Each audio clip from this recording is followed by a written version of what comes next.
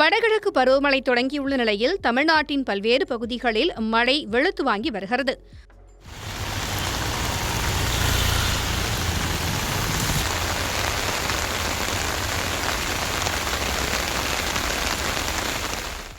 திருவாரூர் மாவட்டத்தில் பெய்து வரும் தொடர் மழை காரணமாக மாவட்டம் முழுவதும் அறுவடைக்கு தயாராக இருந்த 10,000 ஏக்கர் குறுவை நெற்கதிர்கள் மழையால் சாய்ந்தும் வயல்களில் மழைநீர் சூழ்ந்தும் பல்வேறு இடங்களில் நெல்மணிகள் முளைத்தும் காணப்படுகின்றன. இதனால் நஷ்டம் ஏற்பட்டிருப்பதாக விவசாயிகள் வேதனை தெரிவித்துள்ளனர்.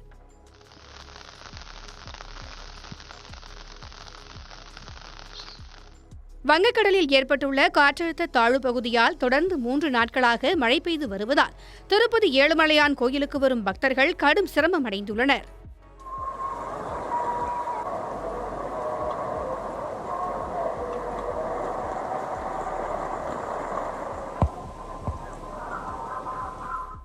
தொடர் கனமழையால் தேனி கும்பகரை அருவியில் வெள்ளப்பெருக்கு ஏற்பட்டுள்ளது.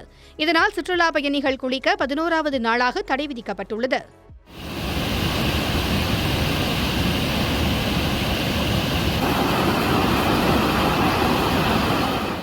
தஞ்சாவூர் மாவட்டத்தின் சுற்றுவட்டார பகுதிகளில் பெய்த மழையால் தாழ்வான பகுதிகளில் மழைநீர் சூழ்ந்தது.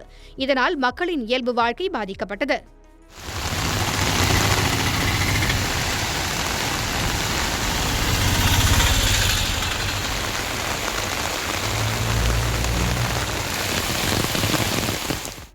ராமேஸ்வரத்தில் மண்டபம் பகுதியில் 16 சென்டிமீட்டர் மழை பதிவாகியுள்ளது.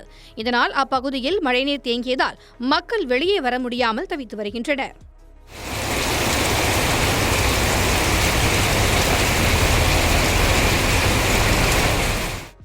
வங்கக்கடலில் உருவாகியுள்ள காற்றழுத்த தாழ்வு பகுதி 36 மணி நேரத்தில் காற்றழுத்த தாழ்வு மண்டலமாக வலுப்பெற வாய்ப்புள்ளதால் கன்னியாகுமரி கடலோர பகுதிகளில் உட்பட 15 மாவட்டங்களில் கனமழைக்கு வாய்ப்புள்ளதாக வானிலை ஆய்வு மையம் தெரிவித்துள்ளது குறிப்பிடத்தக்கது.